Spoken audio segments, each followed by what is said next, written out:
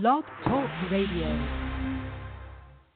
The following broadcast is brought to you by the iGolf Sports Network.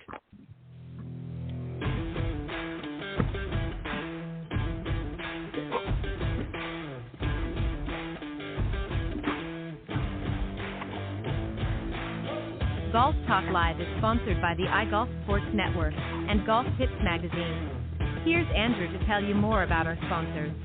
iGolf Sports is a live stream broadcast and media production company providing quality programming designed to attract the golfing enthusiast. And Golf Tips, the game's most in-depth instruction magazine, including reviews on the latest equipment, tips from top teaching professionals, all designed to help you improve from tee to green. Welcome to Golf Talk Live with your host, Ted Odorico. Join Ted each week as he speaks with some of the best in golf. Sit back, relax, and listen to tonight's show. Let's join our host, Ted Odorico, as he introduces tonight's special guest. All right, good evening, everybody, and once again, welcome to Golf Talk Live, and thank you very much for joining us this lovely, warm, actually it's a little cooler Thursday evening here in Florida. We've actually gotten rid of some of the humidity for a day or two, so I'm looking forward to enjoying some good weather this weekend. And the rain doesn't seem to be in the forecast for a few days, so touch wood, we'll see what happens. But I want to thank you for, again, joining this really a special edition of Golf Talk Live. Normally, as you didn't hear in the introduction, we're not going to have Coach's Corner. The guys are on a bit of a break this week, so I'm just joined by a very special guest. And as we were just talking about off air, she was actually my very first guest 9 years ago on Golf Talk Live when I started this broadcast, and she's, I think, pretty much been on at least once every year since then. So this, I think, will be number 9 keeping in pace. So I'm very, very excited. Let me tell you a little bit about her, and then I'll get her to join me, and we'll begin tonight's show. Of course, I'm talking about Nicole Weller. She is a Class A member of both the PGA of America and the LPGA's Teaching and Club Professionals Division. She's also a U.S. Kids Golf and Spirit of Golf certified, has attended TPI and TPI Junior, served on 2 PGA National Youth Player Development Committees, 1 LPGA Education Committee, and 1 PGA Special National Awards Committee. She's also been a presenter at the PGA National Youth and Family Summits and the LPGA National Teaching Summit, as well as PGA sections around the country. And currently, she serves as at the Pinehurst Resort as a Pinehurst Golf Academy instructor. So please welcome my very special guest, Nicole Weller. Good evening, Nicole. Welcome. Hello, Ted. Thank you. I can't believe it's been 9 years. That's awesome. Congrats. Thank you very much. Yeah, it's been a long time, and it's kind of funny too because as I was just telling you before we went live, you were the very first guest. Of course, when I first started the broadcast, I reached out to a lot of different professionals, and you answered the call very quickly. And I thought, okay, yeah, this is going to be fun. We'll see how the show is going to go, and we'll start things off. And you've always been a great guest, and I always enjoy having you on. And as I said, I think you've been on usually every season you come on at some point, usually a little bit earlier, I think, in the season than this particular time. But always have you on, and of course others have joined you in the past as well, but always a lot of fun, and we're going to have a great show tonight. And I purposely didn't mention the fact of really what we're going to talk about tonight because I really wanted you to sort of open the door for that, but you have released or are in the process of releasing another book, a children's book revolving around golf, and I want you to tell us just a little bit, just give us an overview, and then we'll get into some more specifics. Sure thing. So it's been really a cool delve into the world of being an author. And my first book came out in 2011 and just this year launched Big Thoughts from Little Golfers. So it's actually a collection of social media posts that I have put out over the years. And I've had so many requests for people to go, hey, can you put these in a book? It would be perfect. So the book actually is about memorable quotes that I've heard during golf lessons, just the things that kids say. And it's heartwarming, it's fun. Some of them are just point out blatantly right on. But it's a book really for parents, grandparents, coaches, golf enthusiasts who just really like to hear, what the funny things that kids have said. But also I've tied in tips for parents, adults, grandparents at the beginning of each chapter on how to work with a child on putting or chipping or swing or taking them on the course or just getting into the social part of the game. So it's kind of a mix of fun quotes and broken into different sections, and then also some tips on being a really effective, I guess, like a role model for kids in an age-appropriate way. So working with a 3-year-old based on how a 3-year-old learns, not giving it like an adult-style spin on it. Hopefully it'll be a lot of fun. I've had a lot of good comments from people who've read it. Well, and I think what's important, too, to sort of put out there as well, and you really, touched on it very well here, and that is, I think as instructors, we have to remember when we're working with youngsters, especially, 3, 4, 5 years old, and even a little bit older than that, we're not really getting into the hardcore fundamentals of the game and things like that. It's an entirely different approach. And I think what's really unique about your approach to the game, I mean, obviously you can teach at all skill levels, but I think you've really been a leader in working with a lot of the youngsters and getting them introduced to the game. Because it's not just about learning to play the game, but it's about, social interaction, having fun, and that sort of thing. And these books are really a good resource. And as you mentioned, you had your first one, I think, was back in 2011. It's called Let's Play Golf. And then you came up with another one in 2014 called Match Play Golf Flashcards. And then, of course, this one, Big Thoughts from Little Golfers, which is, again, some memorable quotes in that and some youthful golf lessons from social media. So when you're putting these together, and particularly your current book and that, what's the thought process that goes in here? What are you initially trying to say in the book? I mean, obviously there are quotes and things like that, but what is the message that you're really trying to convey, particularly to parents out there? I think one of my goals was I started putting it together during COVID last year, and I'm like, people need some good stories. They need some things that are heartwarming, and just some lightness. So I think that was one of the goals, was to bring some smiles to people's faces, but also to remind them that, kids listen. They are very, sometimes point blank in their responses, and they are very truthful in some of their responses. Like one of the quotes in there was about a little boy who saw me with my hat off, and he said, "You need to put your hat on. You look gooder." And I'm like, okay. And so just the funny things that come out of their mouths is it actually can help your golf game too. So I think it was, basically to give them a good chance to give people a little smile time, but also reminders on how to work with the kids. And at that age, I think as adults, it's been a long time since we've been 3, 4, 5, or 6 years old. And we kind of take on the adult mentality of, let me help, let me show you how to do it. And here's how I learned how to do it. And I think it is so important to give a child a chance to explore different ways to do it, and then maybe doing some modeling and giving them the opportunity to learn. And I think we tend to squish kids out of childhood too early by showing him this is how you do it, this is how you have to do it. Your grip's not right at age 2.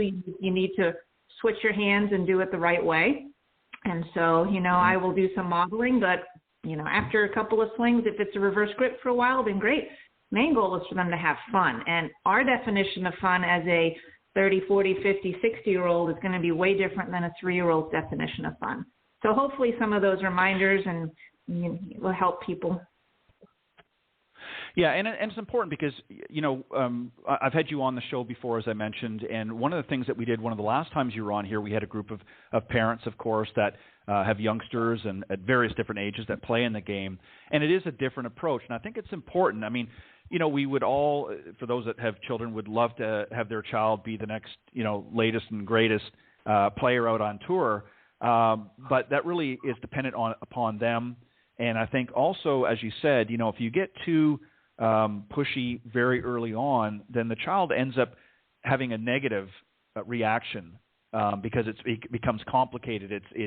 It's no longer fun, as you put it, and they're more apt to drop out and not want to continue with the process because they're confused by the messaging because they're saying, okay, I want to learn to play this game. It looks fun. It looks interesting, but it's too complicated. And for a 2 or 3 year old, they're just not going to understand. So that's really what you're trying to say is let's find a way of introducing them to something, but not get so technical until it becomes appropriate to get a little bit more advanced. Is that pretty accurate? That is, and when you think about when kids, kids' brains become better adapt to being rational, their brains don't develop to understand that until ages 11, 12-ish, kind of in that age range. So a 5-year-old is not going to be able to think in the adult terms. Who, maybe a national champion at age 5 is trying to do a full-blown pre-shot routine, textbook like a robot, because that's what they were told to do. But, it has to have some meaning, and it has to serve them well, and it has to be fun. So, yeah, definitely kids fun. Yeah. And again, really not even just kids, adults too. I think we forget sometimes to have fun. As you said, we get so caught up in our day-to-day lives, and, we forget what it's like to look at the world through a child's eyes. And so a lot of times when we're out there, we're thinking about, well, is this looking right? Is this, if I got the my backswing in the correct position?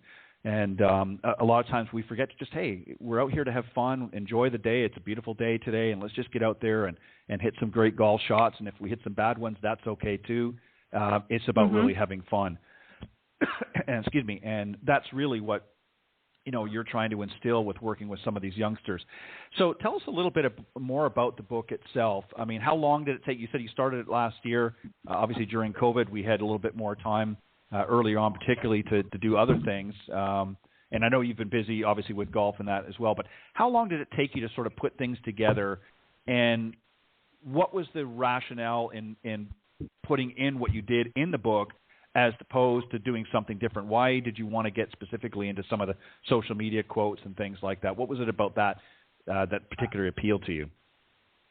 Well, I think, my quote of the days, when I may have, one a day for a while, or I may have a couple for the week, but the quote of the days just kind of pop out, and they've always been in my mind, and people mentioning, I need to do something more with this.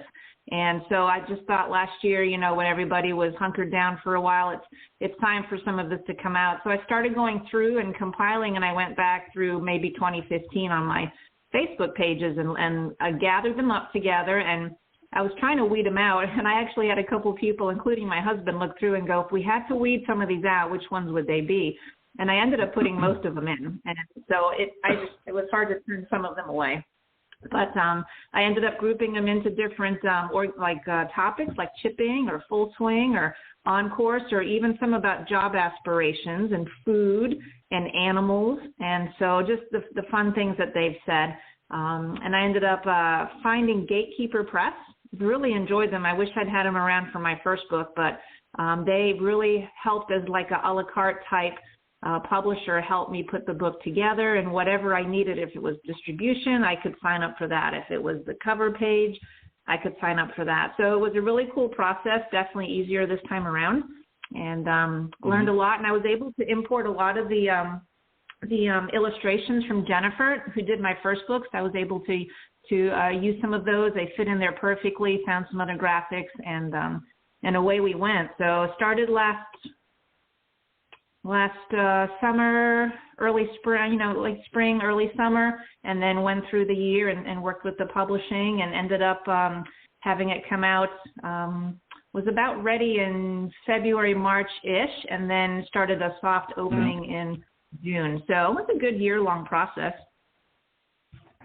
Yeah, and it takes a lot. People don't realize what goes into that process, as you said. I mean, that's actually pretty quick, because normally for most people doing a book, but again, you're limiting what you're putting in there and so forth. But what were some of the more memorable quotes that you recall? You mentioned a couple already, but what were some of the ones that really stuck out to you that you wanted to make sure those had to be in? I mean, I know you said you pretty much included them all, but what were some of the more memorable ones for you?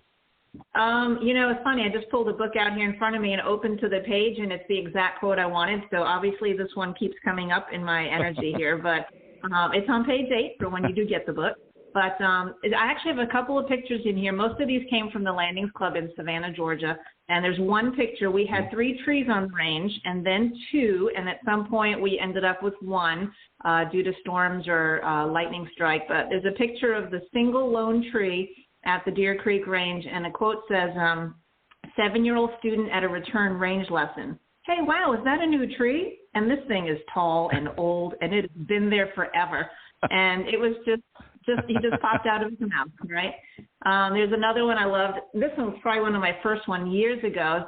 I think this girl is probably in college now, but 6-year-old girl, when asked what she'd like to do in the lesson, she said, I think I'd like to start with putting today and then do some ironing. And I thought that was perfect. Whoever would like to go out and do some ironing, it's perfect. So I'm trying to think. There's so many in here. Let me see. Oh, there's one on the job aspirations I'm looking for here quickly. Yeah, and a lot of the I've got, little tips on how to work with food, and I really like helping kids learn about numbers and letters, and they're learning. They're just starting out with things. So let's see if I can find one. Here's another fun one on equipment. When a 4-year-old student digging around in the range basket of balls and without looking up asks, do you have any Pro V1s in here?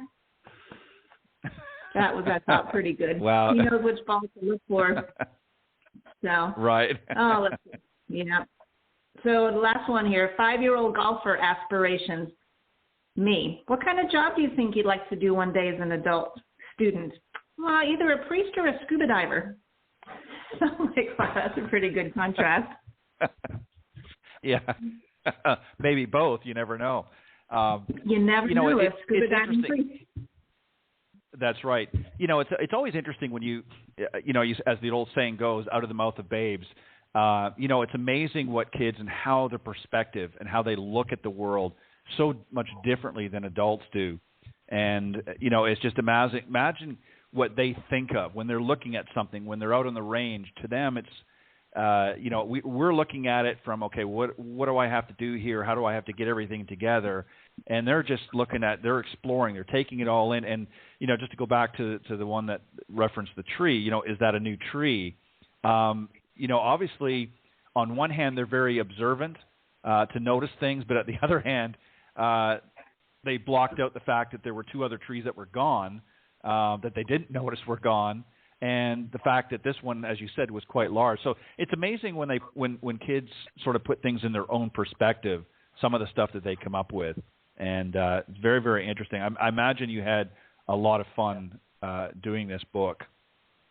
Yes, and it was, again, hard to cut some of these quotes out. So I think some will bring a smile, some will bring a chuckle, and I had one person who said he was laughing for like a minute after one of the quotes. It was just refreshing for him. So, and I think this will be, a lot of grandparents and parents are enjoying it. So, and I gave it to one person going, get ready for, you have an almost 2-year-old, so get ready for some of this fun stuff, and we'll make a book 2 out of it. Mm-hmm. I think that's great. Now, it's currently available. Is it both in a hard version, and what I mean by hard is in a print version, or is it just like an ebook, or is it both? It's both. It's print, it's soft cover, and paperback, and it's also on Kindle. So, yeah, and on my website, there's listed all of the areas to get it. Barnes & Noble and Amazon are for sure on there, and then also Amazon overseas. Oh, wow. Very good. And this is not just a book, really. I mean, obviously, it's something that you've put together, again, about kids and so forth. But this is really something for adults and obviously golf enthusiasts and families. This is something that they can, if it's a golfing family, maybe they've got some youngsters that are learning to play the game, that they can share a lot of the experiences. And maybe they might have even heard some of these quotes, as they're reading through them, from their own children or something very similar. So it can definitely be a lot of fun for everybody to dig into this as well. I also want to mention, too, that you also have your other book, Let's Play Golf Now, is a second edition. Tell us a little bit about that. Yes, so that one I ended up going back to Gatekeeper Press and said, hey, can we do a second edition? I needed to update a couple things, like take out water hazards and put in penalty areas, and update some of the things that have changed since the rule changes and whatnot. Just minor little things. And then I ended up taking the stickers out of it. So I still do have first edition with the stickers. I have about 800 books left, and those are being sold here locally in the Pinehurst area, and I have some left. But the second edition is easy it's out there already. It's in distribution on the same channel. So similar book, just updated a little bit, no stickers. But what I like about it, there's points in there. So as a child reads or goes through the activities together with an adult, they can create some goals and maybe some incentives.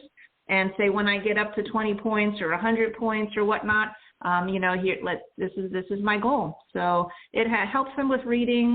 There's math in there with the scorecard reading, and it's just a different little version. So no stickers and just updated. And it has a new cover, which I really love too. Ties in a lot more of the characters. And this is really for what ages? What age typically is this being targeted to? I would say 3 through 8 plus. So if there's a new golfer who's like 9 or 10, I think it's a good basic to go through, and the reading level's probably good for elementary school, some basic elementary school, and then definitely early middle school. But going through with a 4 and 5-year-old on the pictures and the points, so I think that would be good. But yeah, so the book is definitely like 3 through 8 plus, I would put down. Very good. And we're going to get to another aspect of one of the other books that you did, but I want to bring in first, because we talked about this off air, and I haven't mentioned anything about it yet, but you've actually had some songs done that are, again, more for the kids, but they're very, very cute, and you referenced the fact that they could actually be a ringtone as well. So we're going to take a very short break, but what I'm going to do is, as we're taking the break, I'm going to play one of these clips so that our listeners can get. And this is some songs that you can, when we come back, you can tell us a little bit about how you put them together and what the overall purpose. So the first one we're going to listen to is called the Big Shot song. Take a listen. I wanna hit a big shot, a really, really big shot. Hold the club, you're doing well. Start with Y and swing to L. Stick a finish to my swing. No good balance is the thing. Smile and my ball is through. 1, 2, show my shoe. Very good, very interesting, and I love the way that it was put together. Tell us a little about how you come up. We've got a couple of others that we're going to play throughout the show, but I just wanted to play that first one to sort of lead into it and that. So tell us about the Big Shot. Obviously, we understand what that's about, but how did you put these together? Again, what was the thought process, and what was really sort of the purpose of doing these songs? So I think it started out again as fun over the early winter of 2019, just kind of thinking a little bit about ways to have some other vehicle to get kids engaged in golf, and having some rhymes and some fun things. 1, 2, show my shoe is something I've used for a long, long time. And so I just started writing some tunes, and I had a keyboard at home and started, putting some music in with it, and developing a couple of lyrics. And so I ended up chatting with a very special member at the Landings Club, Shirley Newhart, and she ended up coming on the project a little bit and helping out. And she is an amazing, amazing woman in the music world with choral direction and playing. And so she ended up getting involved with the lyrics and the music, and we ended up in the summer having some of my students practice and started singing. I wanted it to be songs for kids by kids, targeting the younger age group. So we just had students come in and did some rehearsals at a local church, did a few of those, and then went to a production studio in fall of 2019. And I'll be posting some fun pictures throughout the year, but that was really cool. And we had some other children come in, and it was really neat to watch how the production studio ended up mixing everything. And his goal was to do something like Baby Shark. And so the way he put those two together and what he ended up mixing out with, it was Dad's production in Garden City. It was really cool. So just watching the kids with the headsets on and watching them belt out the songs was really cool. We did a lot of takes, and it was really neat to hear the songs come together. So I've heard I need to have some dances with them, so we might go viral with some dances. So I'll figure those out. Shirley actually came up with some good little signs, but we may add that in and see where that goes. Very good. Definitely did a great job in piecing them together and in the editing and so forth. They sound great. We're going to take a quick break again from and listen to one of our sponsors, and then we'll come back and play another clip of a different song and get some feedback from Nicole as well. We'll be right back. This edition of Golf Talk Live is brought to you by Golf Pal, the best place to find only the finest in golf training aids and accessories. Get in on some great deals on leading products such as Down Under Board, Rapsodo, Golf Slingshot, and more. Visit golfpal.golf today. And don't forget to subscribe to our newsletter. Golf Pal. We're serious about your game. The following ad is sponsored by Golf Tips Magazine. Are you tired of being short off the tee? And what about those 3 putts? Forget about it. It's time you got serious about your game. Golf Tips, the most in-depth magazine in the industry. For over 30 years, Golf Tips has delivered expert content such as the latest golf instruction from America's top pros, simple to follow practice and game improvement drills, fitness and mental game tips, equipment, training aids, accessory and apparel reviews, golf destinations and travel tips for every budget, and so much more. Don't miss a single issue. Go to golftipsmag.com and subscribe today. All right, welcome back, and I'm with my very special guest, Nicole Weller, member of both the PGA and the LPGA, professional out at Pinehurst Resorts is where you'll find her.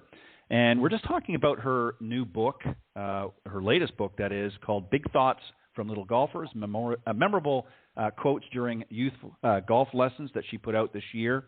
And we're just talking about that, and now we've been examining some of the audio clips that she's put together of some songs that some youngsters, if you will, that she's familiar with, put together. So let's take a listen, Nicole, to the second one called The Chipping Song, and then I'll get your comments on the other side.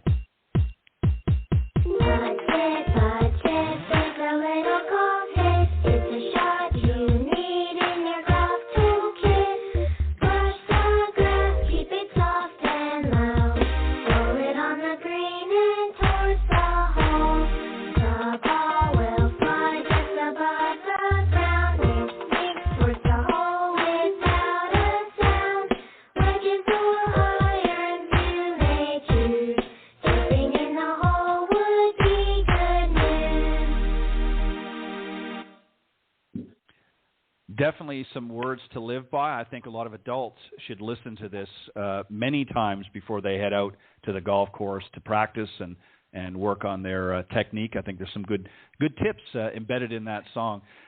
Again, Nicole, obviously a similar story. You had some kids come in and prepare for this and practice and put this together. Very well done. I'd like to get your thoughts on really the messages that you want to portray through these songs.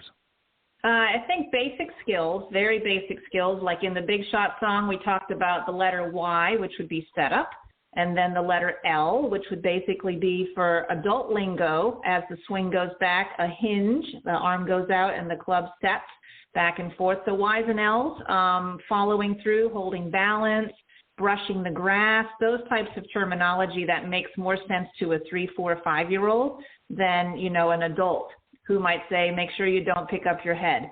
So brush the grass takes care of that. Hold, show your shoe takes care of that. So just some basic terms, basic lingo, and something that's in a jingle that'll stick in their mind. And the putting song was the first one that I wrote, so that's certainly the one that I have near and dear to my heart. It's actually my ringtone, and so that's a good one there. But it's been fun watching the kids listen to them and use them. I turned them into music videos as well, so I have 3 of those on my YouTube channel to do. But they're also on my website for 99 cents, or a bunch together in in some sales packs with different books. So people can get them for events or listen to the music videos. Very good. And we'll listen to the putting song here in just a moment. I want to go back to, as I mentioned before we took the earlier break, that I was going to get you to talk about the match play song or book as well. And I wanted to get your comments on that. Talk about match play flashcards, Tell us a little bit about that's been updated as well, as I understand, and has been professionally printed now as well. So tell us a little bit about that. What was the thought process behind this book here? Well, the flashcards actually are just images from Let's Play Golf. And so what I wanted to do, I did these a while back at the Landings Club. I took the pictures. I printed them out at home on cardstock and laminated at home. I mean, every girl's got to have a laminator at home, right, Ted?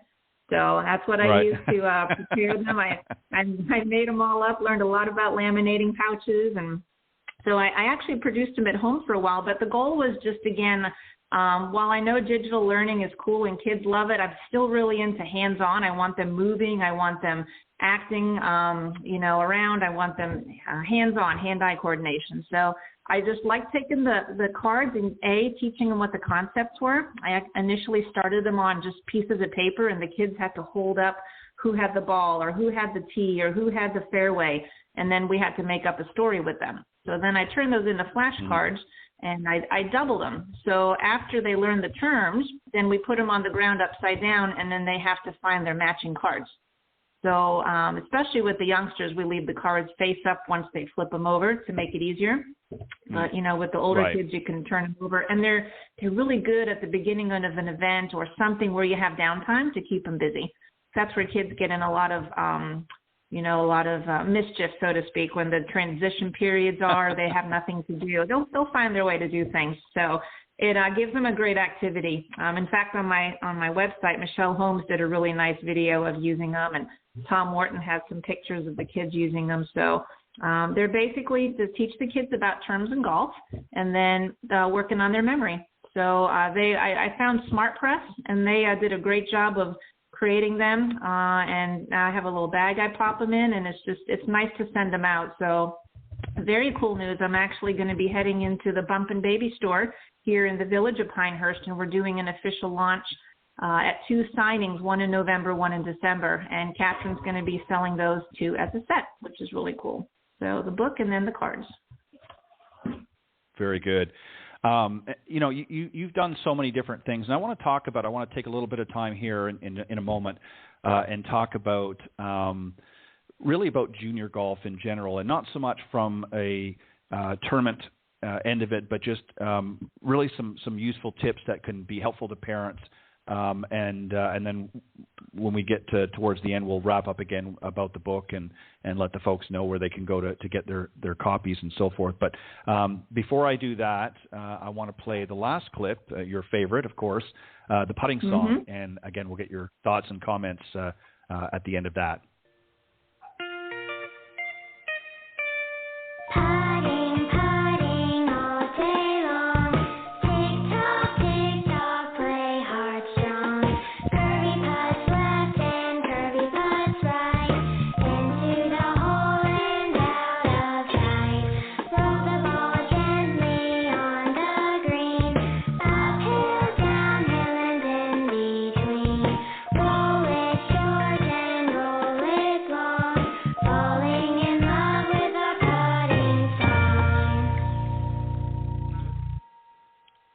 Wow, very good. It makes you want to go out there and just try some of the things they're talking about and experiment a little bit in these songs. So you guys did a great job in putting this together. And again, just your thoughts. This was obviously your favorite of the group and the first one that you did. But again, just sort of give us a little bit of an idea of really what you were trying to do here. Yeah, I think trying to convey the image of what the shot is, and that there's going to be different terrains, putting it long and short, uphill, downhill, in between. And I love how, Shirley helped me to round out the words and just did a wonderful job. It was so neat working with her. But just to give kids the idea of what each shot is with some images and some basic phrases. And then they did a great job at Dad's production with just adding some of the extra magic to it. And it's so important, too, I think, Nicole, that, for kids to learn, having something like this, whether it be the songs or the various different images that you use, because obviously, we all learn differently, but kids particularly are very image conscious. They're looking at images. They can relate visual cues and things like that. So I know you use a lot of them in your instruction, especially early on when you're helping these youngsters to sort of develop in that. What do you find from a teaching standpoint to be some of the most effective tools that you use when you're out there with the kids? That's a really good question. And one note in the song, there's a little part in there about playing heart strong, and that's definitely a shout out to Pia and Lynn from Vision 54. Love working with heart math and just working a lot with the emotional aspect and being in a good place. So I kind of wanted to also give kids an avenue in which to start working with their emotional side and what we call more of like self-management. I wish that, they would do a lot more of that in the schools, how to manage emotion at an early age. Because as we get, into the world of getting everything right away, how do we manage ourselves? So that's really cool to do. Right. But as far as the images and things I use out there, I get a lot of comments on where I get my magic blue feet from. I call them my magic footprints. And they're basically just rubber footprints that I get from polypads. And it actually is from a gymnastics website. So they use them on gymnastics floors to show steps and whatnot. So polypads is really popular. And honestly, on my website, I have a resource link. So there's a whole page there on what I like using. I like something called Birdie, Birtee. Mario Kaya in Canada is awesome. They're easy. They're like little tiny upside-down range baskets, and it's so easy for the kids to balance a golf ball on them. And they're also wonderful for adults. So those are awesome. I love The Littlest Golfer by Chris Wilson, Matt Shaner. I use those clubs exclusively for ages 2 to 3, and I love the indents on the grips. So they're not like raised training grips; they're indented for the thumb, and I love that. And they're so young, and they're so easy to use that. But I like using trash cans and birdie ball, pool noodles, just a lot of cones, a big parachute that I put on the ground, a play parachute for chipping. We call it chocolate chipping. And, for the 2 to 3-year-olds, if we can get a basic ball pit ball, like a Chuck E. Cheese ball or a foam ball to roll on the green, that's great. If it rolls on the parachute, great. For the 4 to 5-year-olds, if they can pick a color on the parachute and hit onto it, that's, great. So, and I do a lot of things with team points for the kids, not who's going to beat who at that age, because competition is not great for youngsters. But a group team event, like let's see if we can get up to 5 points. So I'll take an adult event like, putting towards a string, first person to get 3 points wins. This way I'll be like the whole team has to get 5 points, and whoever gets the closest earns a point for the team. So we do a lot of things like that the kids are helping out the team to win. So there's so many things. And Sammy the Shark, and I could go on for a long time.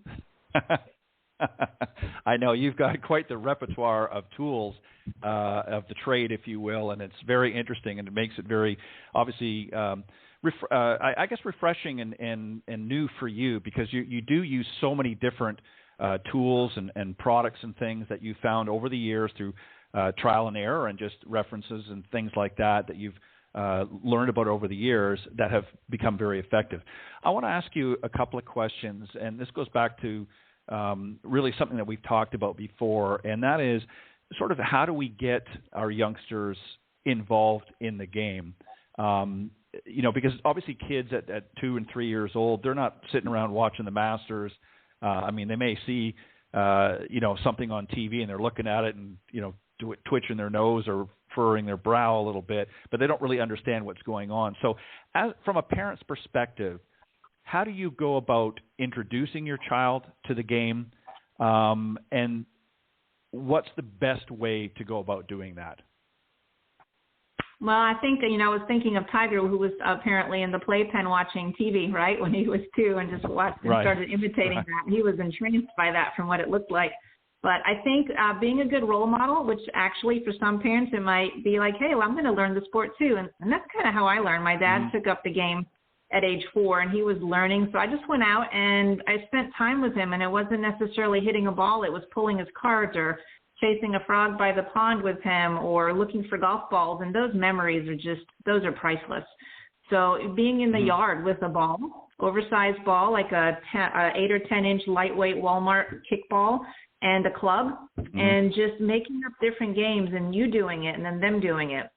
I think that's what sparks the interest, and it may only be 15 seconds of interest, or it may turn into 20 minutes. It is so interesting to see how kids differ in their attention span. And, a lot of people go, how do you work with a 2 to 3 year old? They don't have the attention span.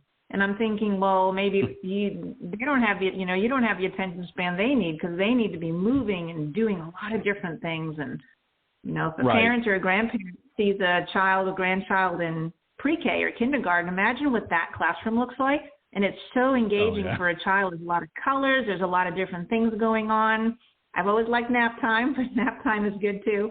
But, the adult world of learning is so different.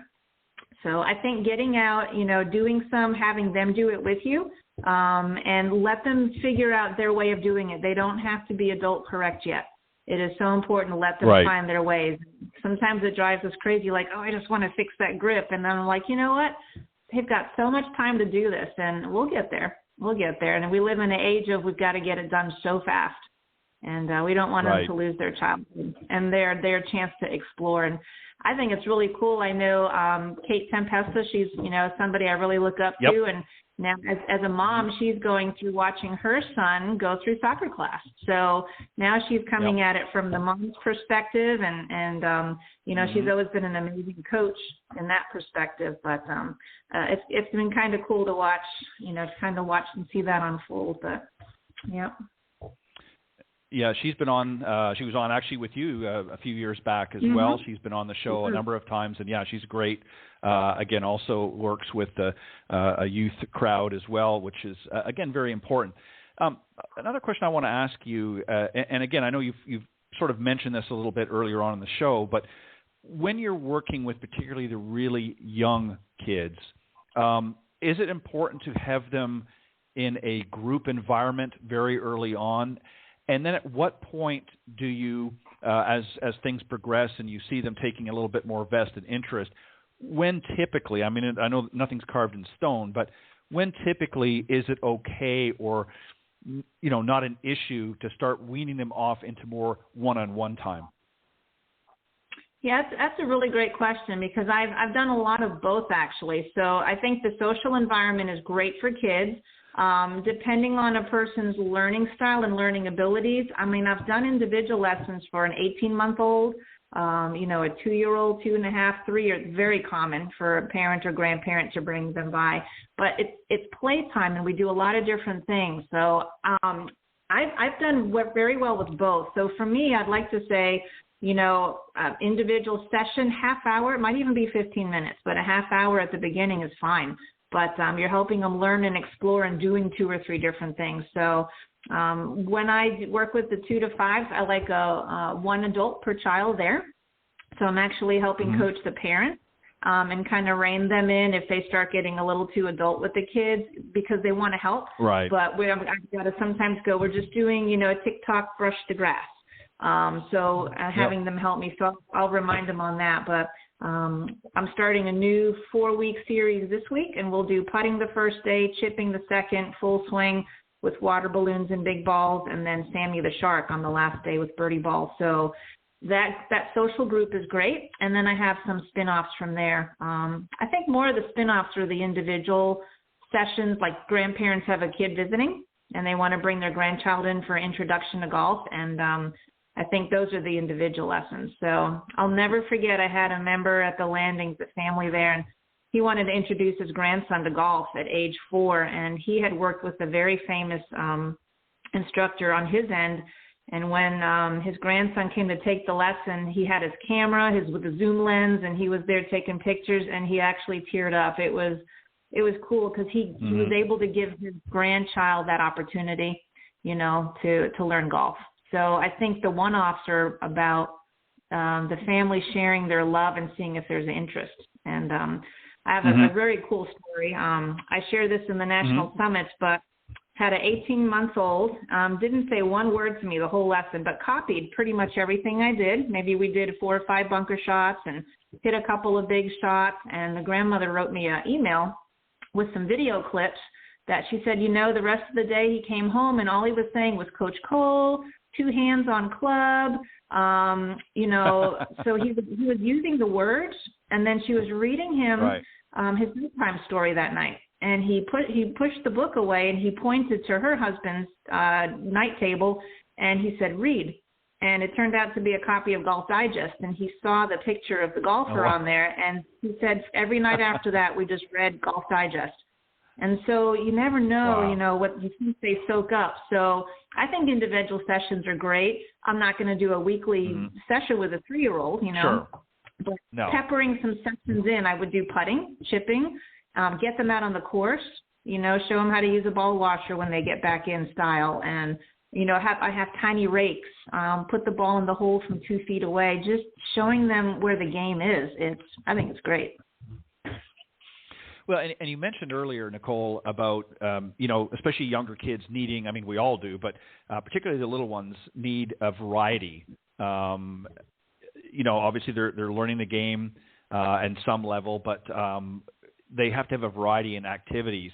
And typically, we often hear as adults, when people say, well, how long should I be practicing this, or how long should I be working on this part of my game? It's entirely different when you're dealing with this age group, in that you can't just say, well, we're going to do this for 5 minutes, because they may not last 5 minutes. So how do you decide? Do you sort of go until they waver and go in a different direction? Is that how you sort of gauge if you're with somebody for, let's say, 15 or 20 minutes, a youngster like you've mentioned here a moment ago? What typically is the format? How do you put it together? Do you just come up with some ideas that you want to start with and see how it flows? How do you sort of put your one-on-one time with some of the kids together? So that's good. That's a really good question, because you're right. It could be 2 minutes. And I have a youngster that was very firm a couple weeks ago. He was like, I'm done. And, I tried. I'm like, well, how about if we do this? He's like, I'm done. And so I looked at the mom and dad, and they're like, he's done. So, and then others were like, I don't want to go home, and then they cry. So you have to kind of check out their attention span. But I have little cards I use. And so I'll have a 2 to 3-year-old card, and we have 6 little tasks to do on it. And when they finish a task, then they get the sticker next to it.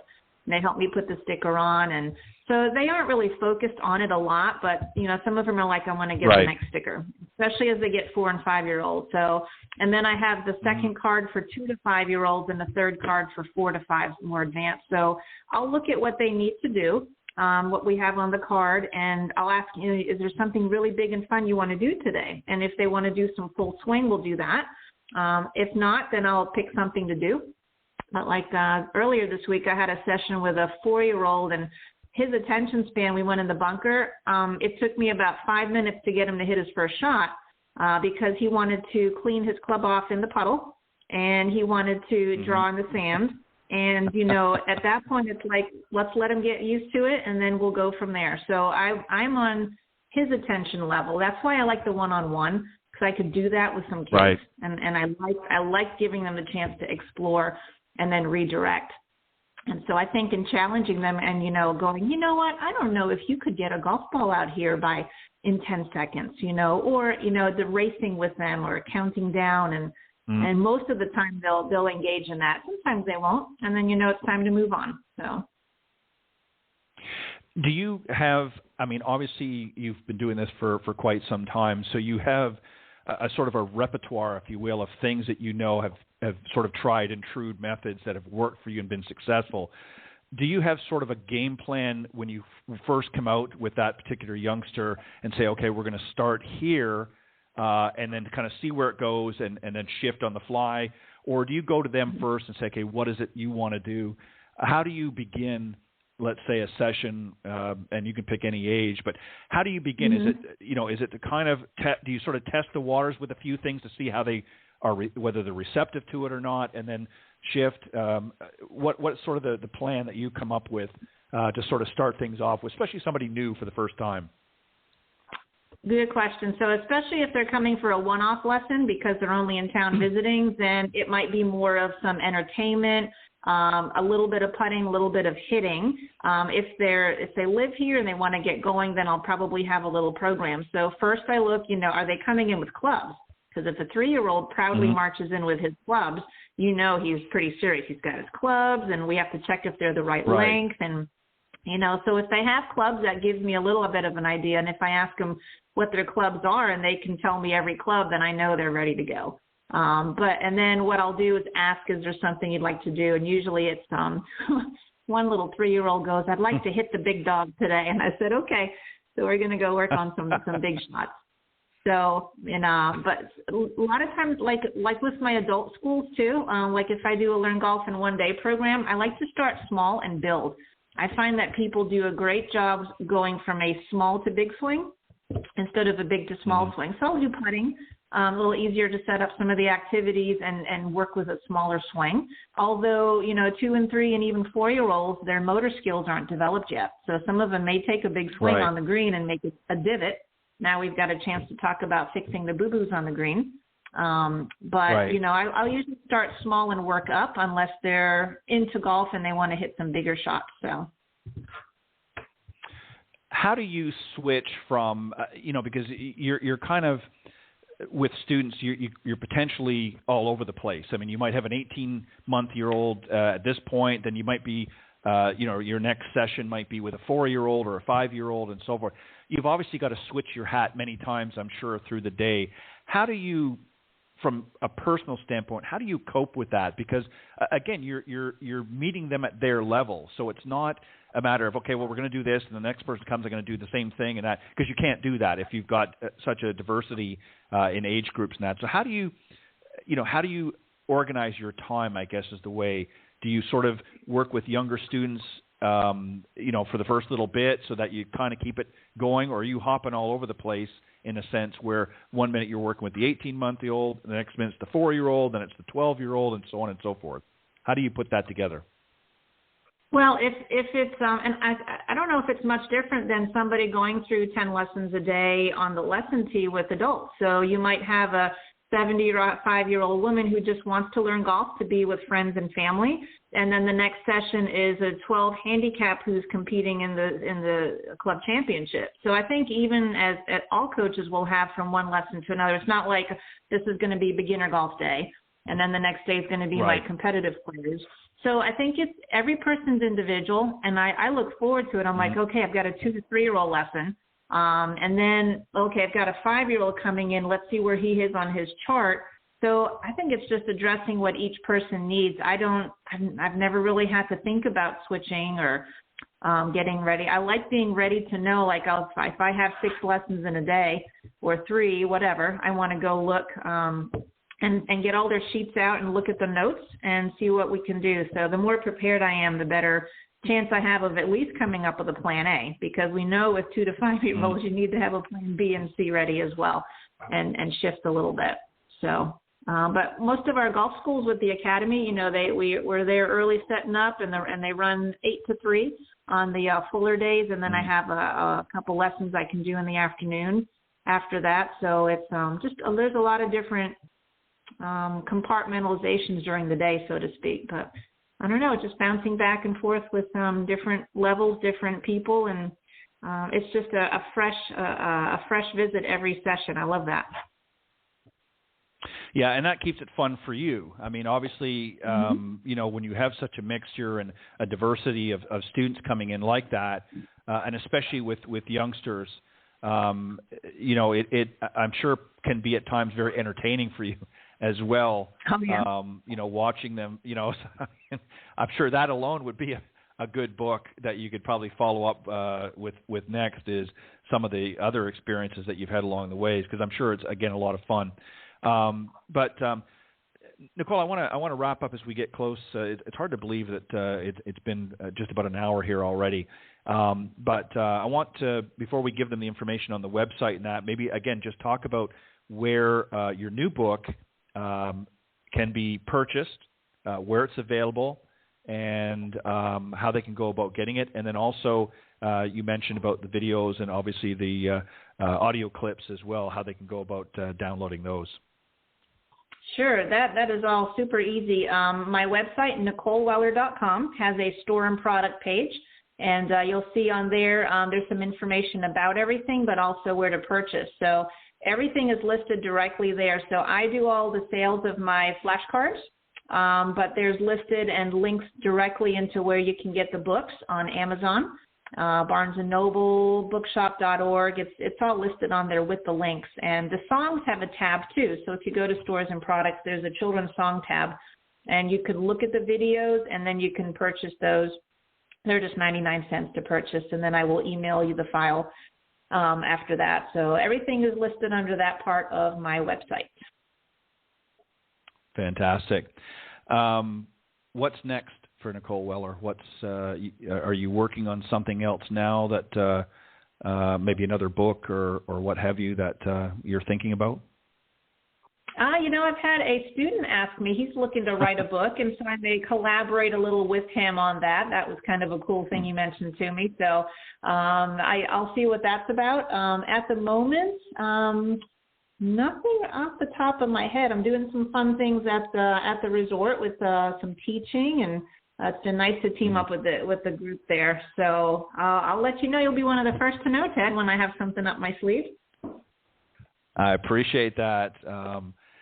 Lots of good stuff, Nicole, that you're doing. As always, it's a pleasure to have you on the show.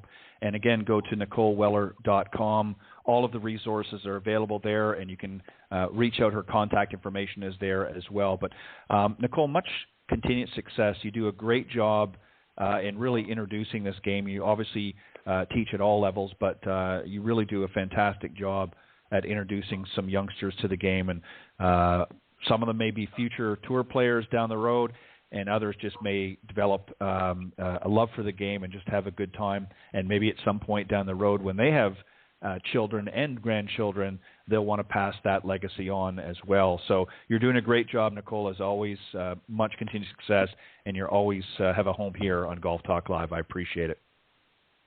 Thank you so much, Ted. And I so appreciate you letting me share my story and things that have been going on. So that's very special to me, and I will enjoy our next chat. So hope to run into you personally at some point here soon. Well, I'm hoping that the PGA show, I don't know if you're going to be down there, but we'll see what's going to happen this year. Last year, of course, it was virtual. Supposedly this year, coming up in January, it's going to be somewhat, it won't be completely, but somewhat back to a little bit more of a normal presentation. So if so, I plan on going, and perhaps we'll connect there. But Nicole, again, always thank you very much. Much continued success. God bless for all that you do, and definitely come back anytime you want. Thank you, Ted. Will do. All right. Have a great night.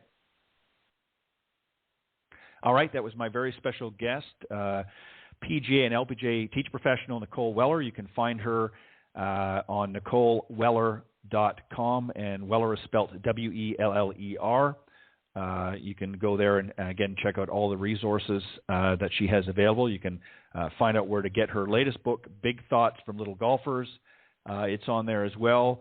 And you can also get her previously published books, Let's Play Golf, and also Match Play Golf is also available on her website as well. You can find out where to get them on NicoleWeller.com. All of her social media links, you can connect with her there as well. A lot of great stuff. I appreciate all that she does, as I mentioned, and I look forward to seeing her next collaboration, if you will. It might be with this young golfer that she talked about. Be interesting to see, but does a lot of great work, and I appreciate it as well. And this was, again, a special edition of Golf Talk Live. We gave the Coach's Corner guys and gals a break this week, but they'll be back next week with a fresh new panel. We'll have a great discussion and another insightful interview guest, so I hope you'll tune in. But God bless everybody. Have a great weekend, and I'll see you next time right here on Golf Talk Live.